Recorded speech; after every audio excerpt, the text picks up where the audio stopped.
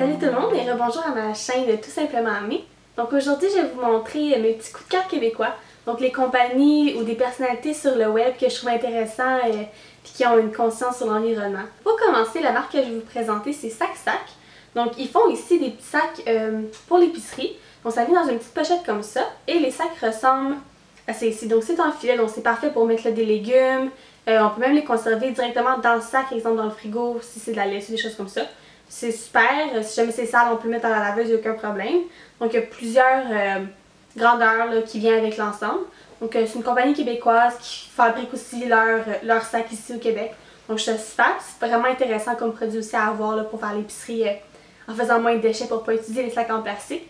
Donc c'est mon premier coup de cœur, puis tous les liens là, vont être en dessous là, dans la barre de description. Donc n'hésitez pas à aller visiter ces compagnies et ces personnes que je trouve intéressantes. La deuxième compagnie québécoise que je trouve intéressante vient de Montréal, c'est Dans le Sac. Ils font des sacs en coton pour les achats en vrac. Donc c'est parfait là, pour acheter là, comme du riz, des lentilles, des choses comme ça. C'est fait de coton 100% naturel.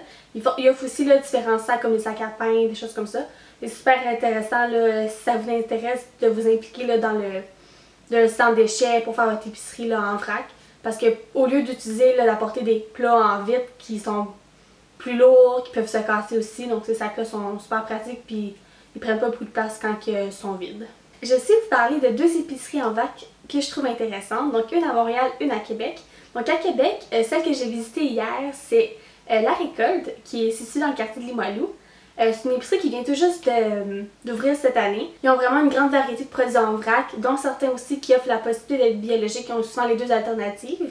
Ils offrent aussi du kombucha en vrac de la marque Vie, qui est aussi québécoise, donc c'est vraiment intéressant à visiter. L'épicerie à Montréal que je trouve intéressante de vous présenter, c'est l'épicerie Locaux.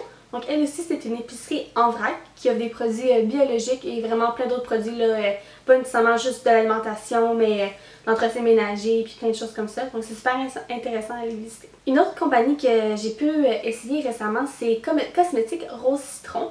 Donc ils font de la crème hydratante, du dentifrice, plein de produits comme ça pour le soin personnel qui offrent en vrac. Justement, Cosmétique Rose Citron se vend à La Récolte à Québec. Donc j'ai pu essayer leur dentifrice puis vraiment je trouvais ça super intéressant qu'on a la possibilité d'acheter du dentifrice en vrac.